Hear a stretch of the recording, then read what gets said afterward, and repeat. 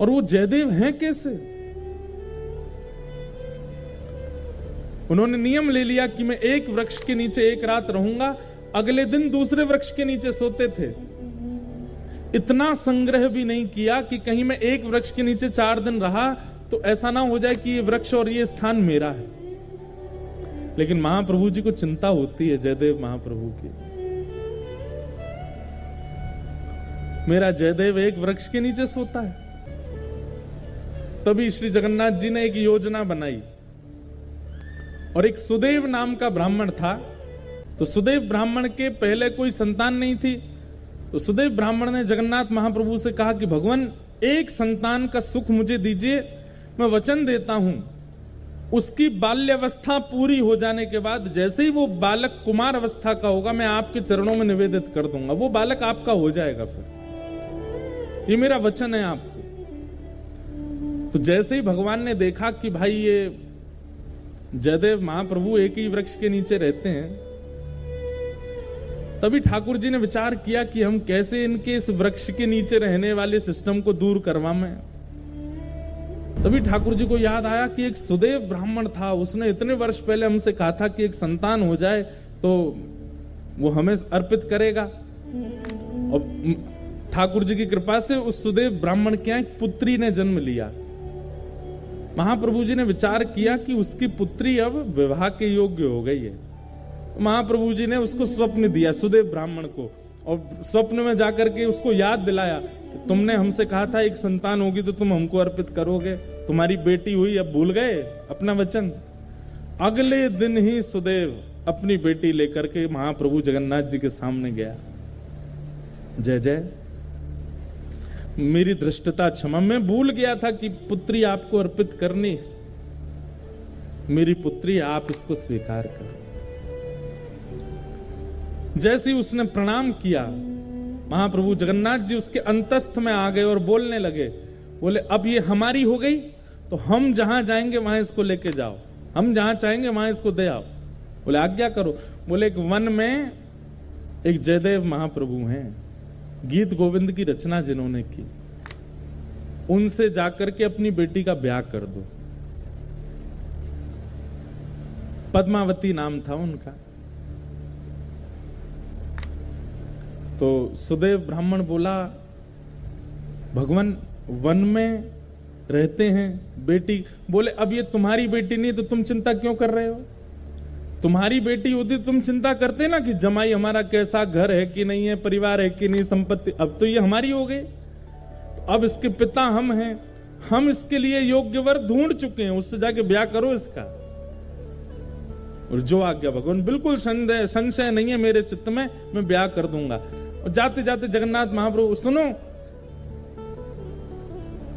तुम अपनी बेटी लेकर के संबंध कराने आए हो, ऐसा बिल्कुल मत बोलना। ये कहना महाप्रभु जगन्नाथ जी ने भेजा है और उन्होंने ही आज्ञा की है कि आपको इनसे ब्याह करना पड़ेगा।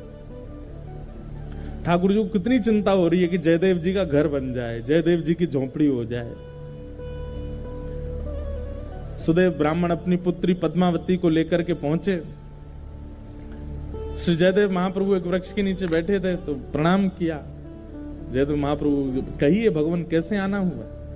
बोले, भगवान आप सुयोग्य हैं और मेरी बेटी आपके बिल्कुल योग्य है। मैं अपनी पुत्री का आपसे विवाह करने के लिए आया हूं। और ये मैं अपनी पुत्री का विवाह करने इस भाव से नहीं आया कि मैं इनका पिता हूं। महाप्रभु जगन्नाथ जी ने मुझे स्वप्न देकर के आज्ञा दी है कि आप इनको स्वीकार करो। जयदेव महाप्रभु उठ खड़े हुए, हंस करके बोले जगन्नाथ प्रभु तो बोलेंगे ही, खुद ने तो 16,108 किए हैं, उनको क्या कमी है? वो तो 10-5 हजार और कर लें तो भी उनको कोई दिक्कत नहीं। वो तो कर्तुम अन्यथा कर्तुम समर्थ परमेश्वर हैं, वो संभाल भी सकते हैं। पर मैं कैसे संभालूंगा इनको? मैं तो एक वृक्ष के नीचे एक रात रहता हूं, फिर दूसरे वृक्ष के नीचे दूसरी रात गुजारता हूं, तीसरे मेरा कोई ठिकाना नहीं है। और भाई इनको रखने के लिए तो बहुत व्यवस्थाएं करनी पड़ जाएंगी, मेरे भजन में बाधा हो जाएगी, मेरे चित्त में इतना भाव प्रेम नहीं उमड़ पाएगा फिर ठाकुर जी के प्रति। क्षमा करें, महाप्रभु भले ही जगन्नाथ जी ने इनको भेजा। अब देखो ये अधिकार प्रेमी व्यक्ति को प्राप्त होता है, मना कर देते हैं, नहीं करेंगे। अरे आप कैसे व्यक्ति हैं, महाप्रभु जी की आज्ञा नहीं मान रहे हो, जगन्नाथ जी की आज्ञा नहीं मान रहे हो। बोले हमें स्वीकार है, हम बिना आज्ञा के ही रह लेंगे, लेकिन ये नहीं करेंगे। तो एक बार को तो सुदेव ब्राह्मण को क्रोध आ गया, बोले भगवान की आज्ञा ना मानने वाले को हम कैसे दे सकते हैं, चल बेटी। अपनी पुत्री को उठाने लगे तो पुत्री बैठ गई। बोले नहीं, महाप्रभु जी ने आज्ञा की है कि तुम इनकी हो, मैं तो इनको सर्वस्व दे चुकी हूं, मैं तो इनको अपना मान चुकी हूं, ये भले मुझे स्वीकार ना करें। पिताजी अब आपका कर्तव्य नहीं है, मेरे परम पिता जगन्नाथ जी ने मुझे इनको सौंपा है, अब मैं इन्हीं की हूं, चाहे मुझे स्वीकार करें चाहे नहीं करें। जयदेव महाप्रभु बोले वाह, ऐसा समर्पण तो हमने नहीं देखा भैया। अरे तुम्हारे पिता कह रहे हैं चलो तुम, बोले नहीं महाप्रभु जी ने आपको अर्पित किया, तो मैं आपकी हूं। जयदेव महाप्रभु बोले छोड़ जाओ इनको, 2-3 दिन हमारी दिनचर्या देखेंगे, खुद ही भाग जाएंगी ये। लेकिन पद्मावती का ऐसा त्याग, जयदेव महाप्रभु अगर उस वृक्ष के नीचे बैठे हैं तो उनके सन्मुख वाले वृक्ष पर बैठ जाती और उनको अपलक नेत्रों से देखती। जैसी दिनचर्या, अब भाई वन में रहते हैं, वन में सांप भी है, बिच्छू भी है, कातर भी है, ना जाने कितने सारे जीव आ जाते हैं, लेकिन सब स्थितियों में बिल्कुल अनुकूल रह करके अपने श्री जयदेव जी को देखती रहती। 3 दिन बाद जब वो पद्मावती वापस लौट करके नहीं गई तो श्री जयदेव महाप्रभु ने मन में विचार किया कि ये इसकी जिद नहीं है, ये श्री जगन्नाथ प्रभु अपना अधिकार दिखा रहे हैं मुझको कि देखो मेरा तुम पर कितना अधिकार है, मैं जिससे चाहूंगा तुमको उससे ब्याह करना ही पड़ेगा। और ये बात सोच करके श्री जयदेव महाप्रभु रोने लगे कि ठाकुर जी मुझ पर कितना अधिकार मानते हैं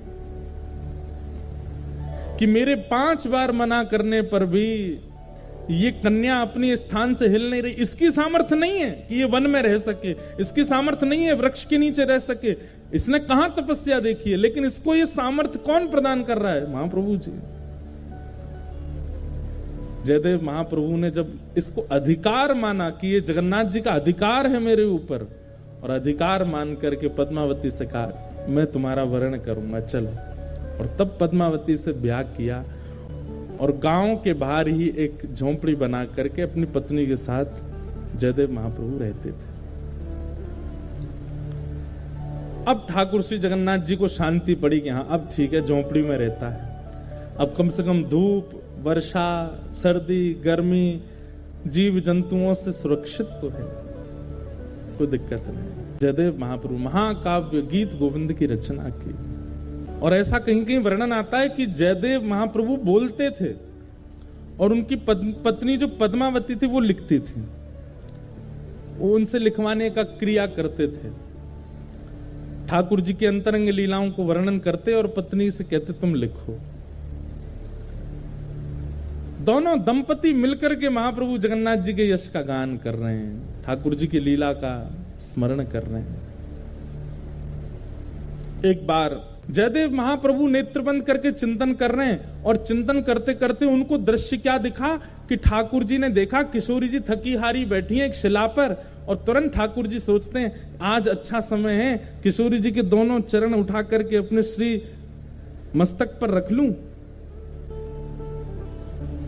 जयदेव महाप्रभु कहते कहते रुक गए। और रुक क्यों गए? बोले कहीं ऐसा तो नहीं कि ठाकुर जी और किशोरी जी के इस भाव को मैं जो देख रहा हूं मेरी पत्नी किसी अन्य भाव में ले जाए, कहीं ऐसा नहीं हो कि इसके चित्त में यह भाव आ जाए कि ये परमात्मा है, ये साक्षात जगत नियंता जगदाधार त्रिलोकी स्वामी हैं, जो इतने आसक्त हो गए हैं किशोरी जी के प्रति कि उनके दोनों चरण उठा करके अपने सिर पर रख रहे हैं, कहीं इसके चित्त में कोई अन्य भावना तो नहीं आ जाएगी। बोलते बोलते जयदेव महाप्रभु रुक गए और तुरंत मन में विचार किया कि मैं अपना नित्य क्रम कर आता हूं और इसको मैं थोड़ा परिवर्तित करके बोलूंगा, ऐसा कोई भावना आवे जिससे इसके चित्त में कोई दुर्भाव प्रकट हो जाए। तो जयदेव महाप्रभु, देवी अभी ना मुझे आगे याद नहीं आ रहा है, तुम एक काम करो, इसको आगे मैं पूरा करूंगा, यहीं रख दो। और कलम और गीत गोविंद की पुस्तिका वहीं रख करके जयदेव महाप्रभु बोले तुम भोजन प्रसाद तैयार करो, मैं गंगा स्नान करके आता हूं और स्नान करके आके फिर प्रसाद पाके फिर लिखूंगा। वो ठीक है। अब वो चली गई प्रसाद बनाने, जयदेव महाप्रभु चले गए गंगा स्नान करने। इतने में ठाकुर जी ने मन में विचार किया कि इस भाव को लिखने में इनको संकोच क्यों हो रहा है। अरे किशोरी जी के चरण मुझको सिर पे धारण करने में कोई दिक्कत नहीं है, ये जयदेव महाप्रभु संकोच क्यों कर रहे हैं इस भाव को वर्णन करने में। और बोले ये स्नान करके आएंगे, इसको परिवर्तित करके कुछ और लिख देंगे, और लेकिन मैं चाहता हूं कि यही लिखा जाए। तभी जयदेव महाप्रभु का रूप धारण करके स्वयं श्री जगन्नाथ जी आ गए। और जयदेव महाप्रभु के रूप में जैसे आए, पत्नी बोली बड़ी जल्दी स्नान कर आए। हाँ देवी, वो मुझे पंक्ति याद आ गई थी, आगे जो लिखनी है, लाओ कलम दो, मैं लिख देता हूं। और तुम भोजन बन गया? बोले हाँ तैयार है। बोले लगाओ थाली, मैं भी पंक्ति लिख देता हूं। और श्री जगन्नाथ महाप्रभु ने जयदेव जी का रूप धारण करके इस पंक्ति को लिखा। क्या? भण मृषण वाणी करवाणी चरणद्वयम् सरसल सदल कथ सुरागम स्मर गरल खंडनम मम शिरसि मंडनम देहि पद पल्लव मुदारम। हे किशोरी जी, आपके चरण कैसे हैं? बोले इन चरणों को यदि कोई दूर से देख ले और उसके चित्त में यदि काम भी उत्पन्न हो गया होगा तो किशोरी जी के चरणों में इतनी सामर्थ्य है कि उसके हृदय से उस काम का नाश हो जाएगा। ऐसे काम नाशक इन चरणों को मैं अपने शीश पर धारण करता हूं। स्वयं ठाकुर जी ने लिखा और लिख करके जयदेव महाप्रभु की छाप लगा दी। जयति जयदेव कवि भारती भूषितम मानिनी जननि तिशातम। जयदेव महाप्रभु की छाप लगा करके और पूरी पंक्ति पूरी करके, देवी भोजन लगाओ। पत्नी ने, पद्मावती ने भोजन बनाया, ठाकुर जी ने प्रेम से पाया।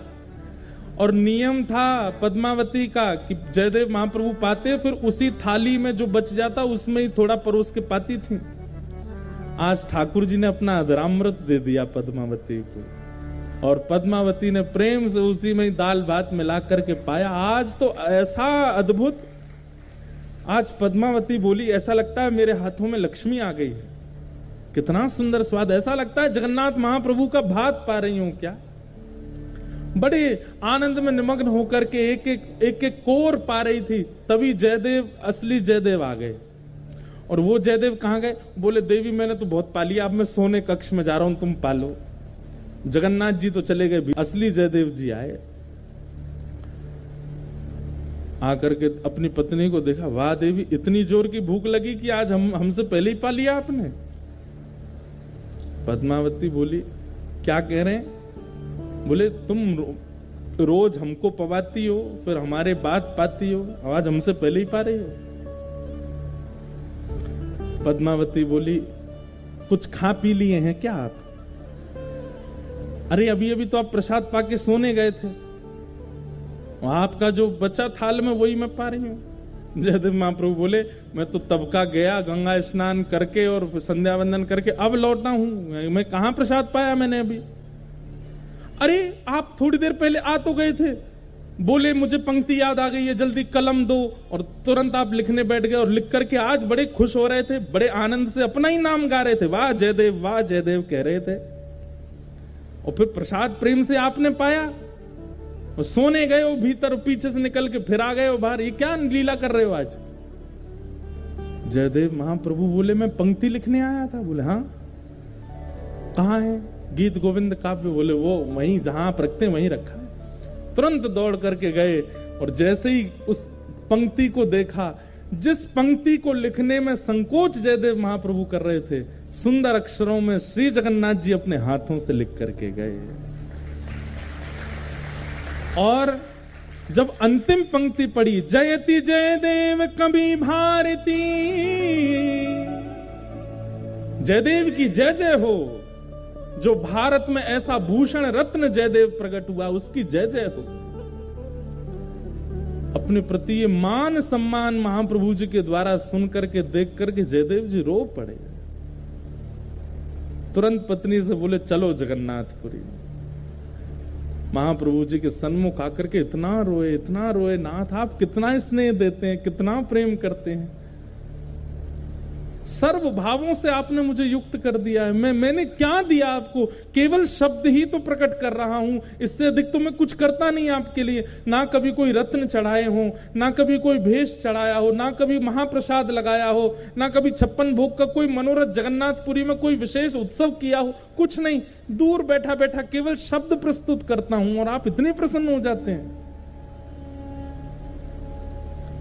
जयदेव महाप्रभु को देख करके जगन्नाथ जी कहते हैं ये सबसे प्रिय भोग है मेरा, जब कोई भक्त अपने शब्द प्रकट करता है। एक बार